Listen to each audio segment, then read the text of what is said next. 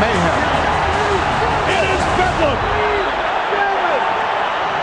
This is the Boxing Talk and Old Time Boxing Show on Ustream, presented by GAR1680. Here is your host, Paco Rivera.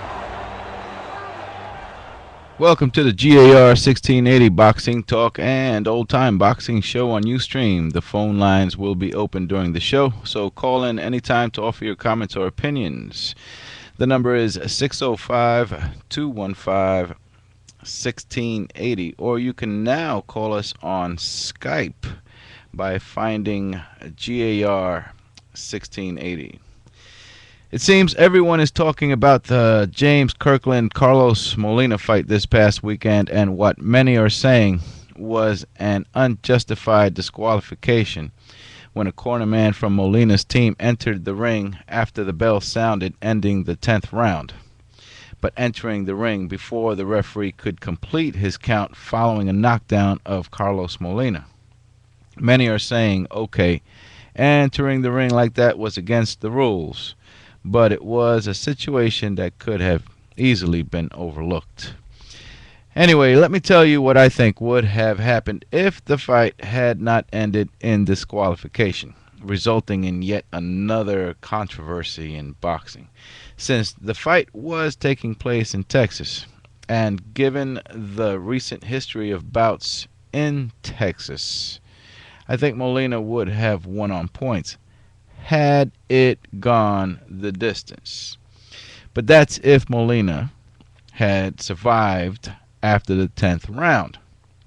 In all reality, I don't think he would have. I think he was weak, his legs appeared to be gone, and he was clinching way too much. And he may not have been able to continue doing that for 2 additional rounds. I am certain that Kirkland would have won by KO or TKO in the next round, the 11th.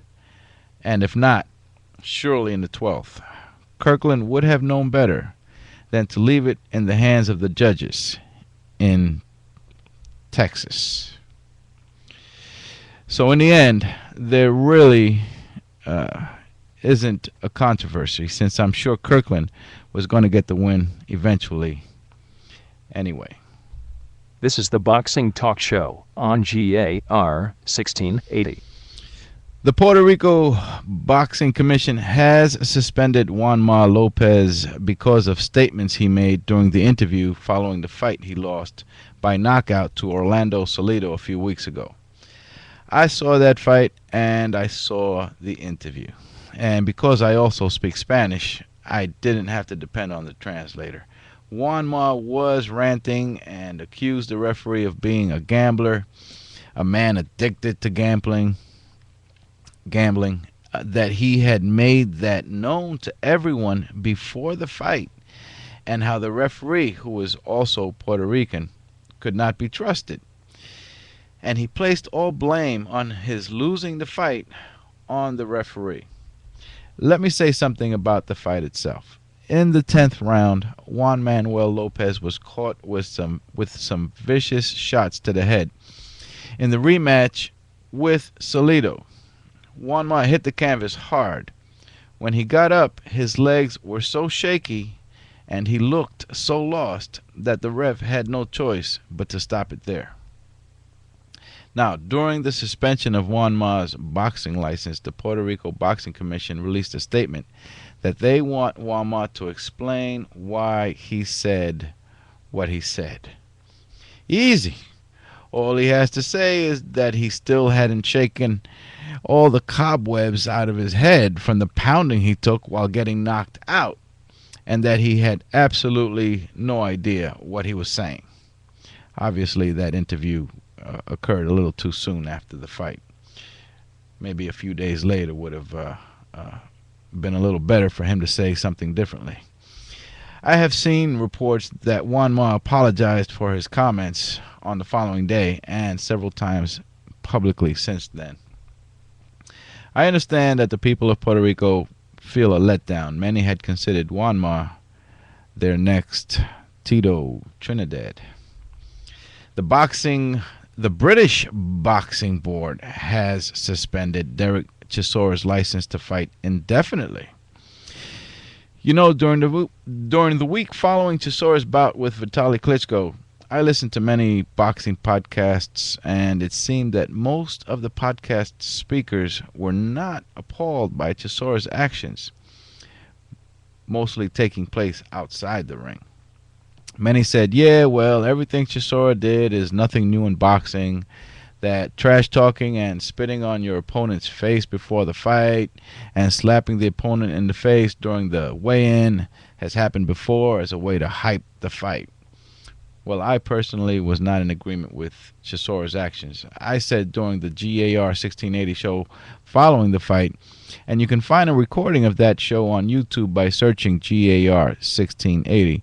I said that if I never see Chisora again, that would be fine with me. Apparently, the British Boxing Board feels the same way. By the way, speaking of boxing podcasts, I just had a show uploaded to YouTube last week where I discussed a list of my favorite boxing podcasts. I briefly discussed each one and also played the opening theme of each show. I called it a boxing podcast about the best boxing podcast, so you may want to check that out as well.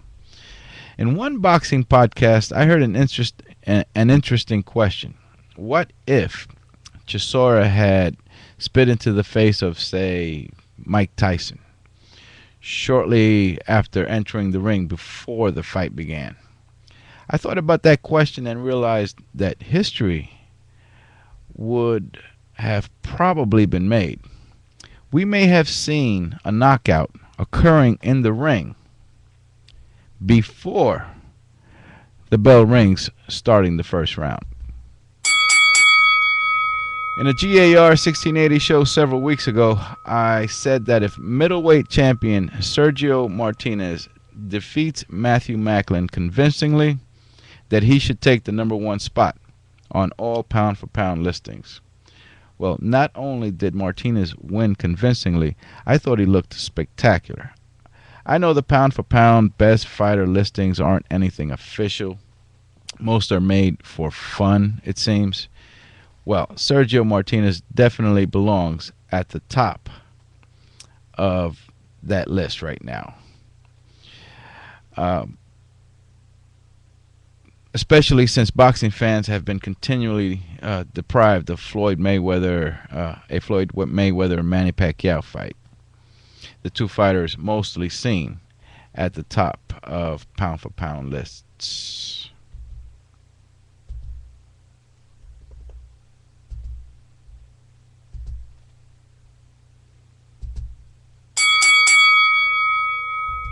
You are listening to Golden Age Radio on 1680 AM in Concord, North Carolina. Please visit us on the web at gar1680.webs.com. Well, I very much enjoyed the fight this past weekend between Erik Morales and Danny Garcia. I would really prefer to not see Morales in the ring again.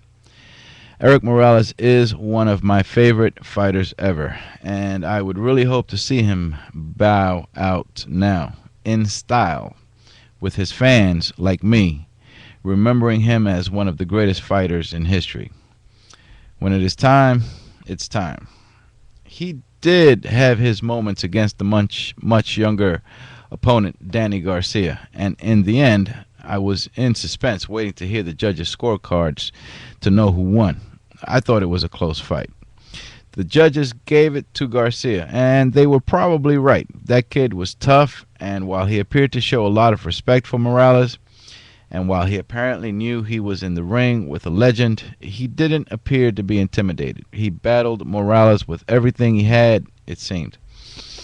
So this is the time for Morales to hang the gloves for good, following a really great performance on his part, where he gave his all and came up short. It would be extremely painful, I think, for me to see Morales get in the ring again and see his head hit the canvas repeatedly during a fight or something like that. Talking about hanging up the gloves. Why is Zeb Judah still fighting? Yeah, he had a TKO win over Vernon Paris this past weekend.